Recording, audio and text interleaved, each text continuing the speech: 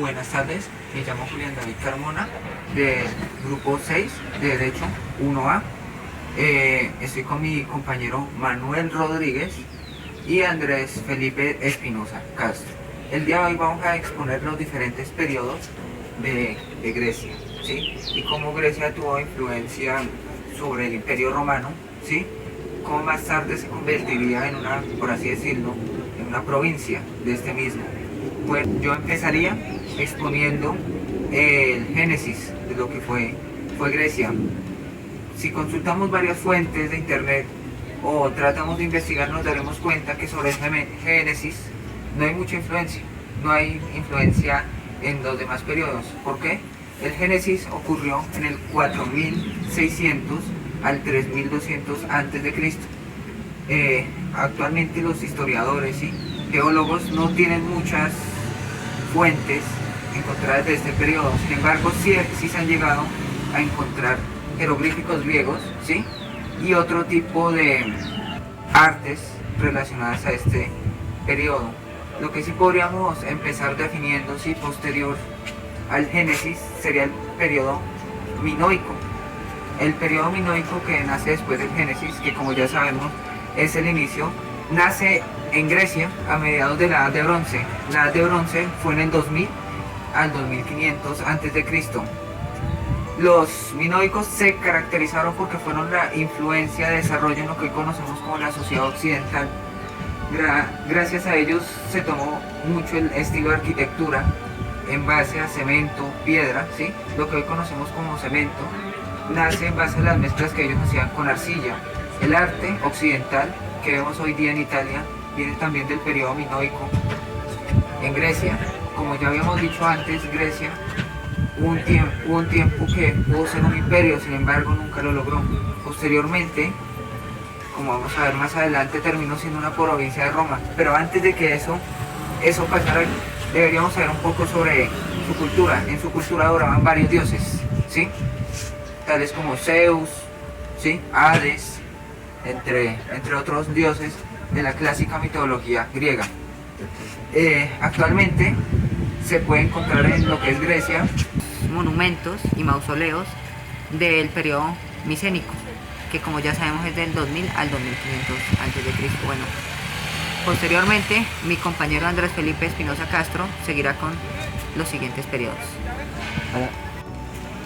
Con lo que dijo mi compañero Julián, voy con el periodo micénico, que fue en los años 1700 a 1110 a.C., donde alrededor de esos años, en 1400, los aquenos, unos hijos de los Jerens, iniciaron los contactos comerciales con la isla de Creta y la conquistaron básicamente y introdujeron algunas innovaciones, pero sin alterar su estructura social ni su economía ni su cultura.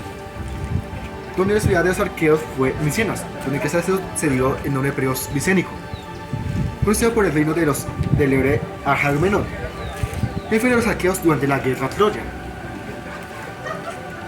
donde puedo ver que en la siguiente periodo, donde también el Homero los que eran liados, donde las ciudades micénicas que provenían de la antigüedad compradora de rica en oro, la época de los aqueos de leyenda y guerreros.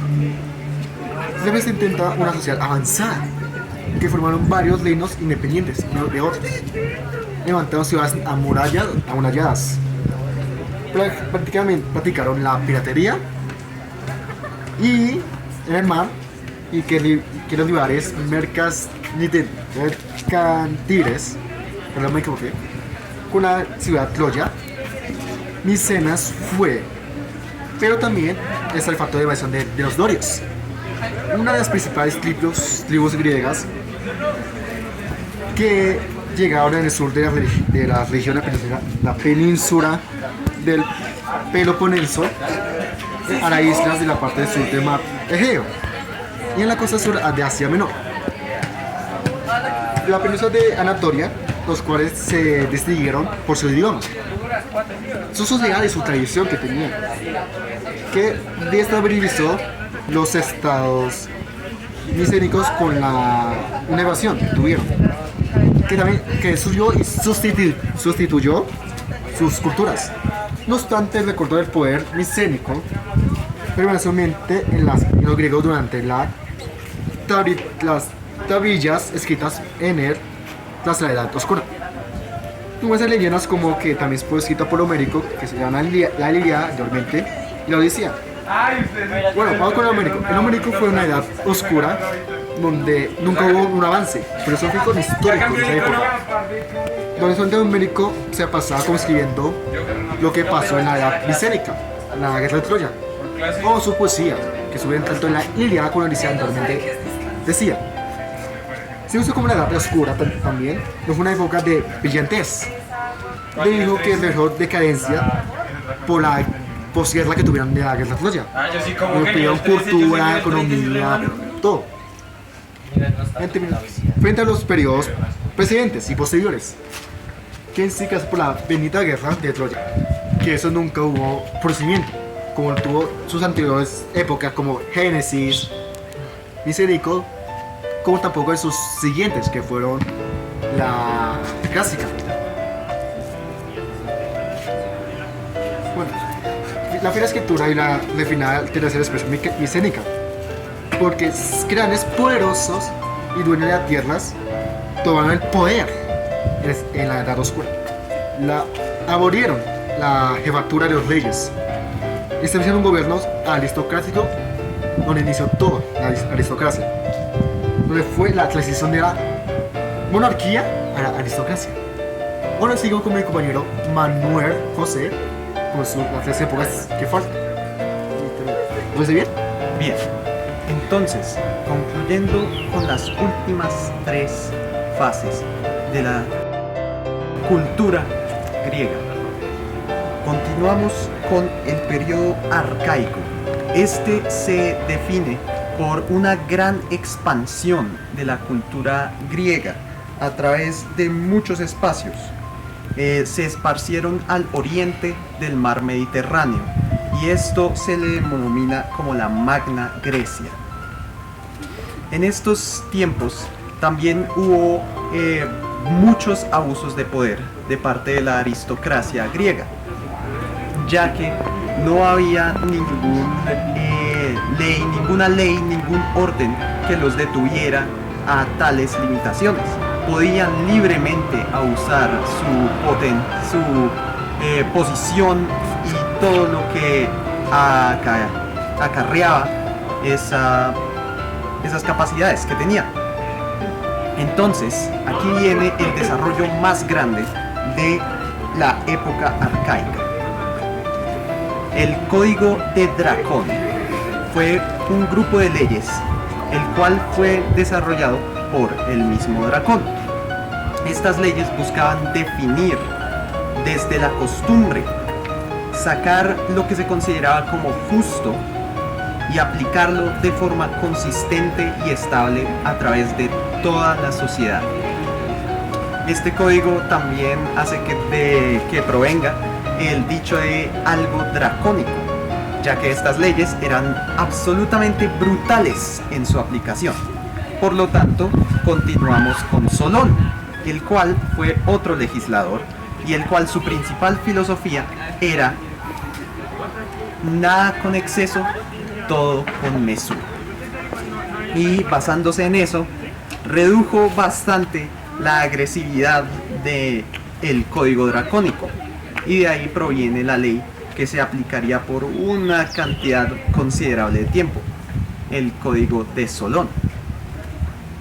Continuando con esto, pasamos al periodo clásico, que es considerado como muchos uno de los periodos más brillantes de la historia griega. En este periodo podemos ver grandes pensadores, desde Tales de Mileto hasta Aristóteles, todos pensando, ponderando y desarrollando toda clase de ciencias, especialmente la social. Y se desarrollan muchas historias. Entonces, y finalmente pasamos al helenístico. En el helenístico finaliza el brillo de Aristóteles, no. Páuselo un momento. Entonces, continuamos con el periodo helenístico. Este se desencadena tras la muerte de Sócrates, el cual fue condenado a muerte debido a una disputa con otro filósofo que se llamaba Protágoras. La muerte de este desencadenó una cadena de sucesos, los cuales hizo de muchas filosofías, tales como el hedonismo, el cinicismo y muchas otras filosofías que se podrían detallar. Y este periodo finalmente termina con Roma, ya que en estos tiempos Roma estaba finalmente empezando a tomar todo lo que era Grecia, y Grecia en su estado tal como está ya había comenzado a decaer y finalmente no pudo detener la invasión romana y termina con esto la historia griega. Sócrates, como filósofo, no era solo un gran pensador, sino que también fue el maestro de muchos de los grandes pensadores. Por eso es que se le considera como el padre de la filosofía por muchos. Él fue el maestro de estudiantes como Platón, el cual pasaría a ser el principal representante de la filosofía en esa época. Vivió hasta el punto en el que tuvo un conflicto con otro filósofo, Protágoras, debido a los métodos de enseñanza de la misma. Por lo tanto, Protágoras lo denunció en base a corrupción de la juventud y herejía, y por lo tanto fue condenado para ser asesinado por envenenamiento. Pudo haber evitado ese destino, pero se rehusó, y la frase que más resuena de esos últimos momentos es: muero por mi verdad. Después de esto, se desencadenaron varios eventos que llevarían a un desarrollo inmenso de la filosofía, ahora con muchos otros filósofos tomando las riendas de todo el pensamiento griego. Los aportes de Platón fueron la doctrina de las ideas, la superioridad de las teorías sobre el saber y la defensa de la dialéctica como método científico. Pero también para Platón, desde el punto de vista filosófico, existen dos realidades: el mundo sensible y las ideas. El mundo sensible se refiere a aquel que podemos captar a través de los sentidos y que es sujeto a mutaciones. En cambio, las ideas son inmutables y por lo tanto verdaderas. Platón desestima el valor del mundo sensible, ya que su naturaleza cambiante lo aleja del principio de verdad. Este se reducirá a una copia de la idea o una mentira. Las ideas son, pues, el objeto de la filosofía platónica, el conocimiento verdadero, de la oposición entre el mundo sensible y el mundo de ideas. Se desprende la concepción del dualismo platónico que atraviesa su obra. Bueno, Aristóteles fue un filósofo polímata y científico. Nació en la ciudad de Estagira, al norte de la antigua Grecia. Es considerado junto a Platón, su maestro, el padre de la filosofía occidental. Sus ideas han ejercido una enorme influencia sobre la historia intelectual de Occidente por más de 2 milenios, muy influyente en la antigua Grecia. Decimos que nació en el 384 a.C., murió en el 322 a.C., a sus 62 años murió envenenado por él mismo.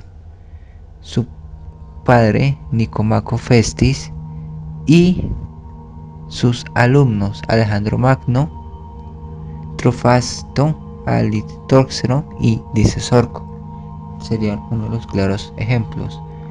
Fue un discípulo de Platón, como ya mencioné, y de otros personajes como Eudoxo Cínico.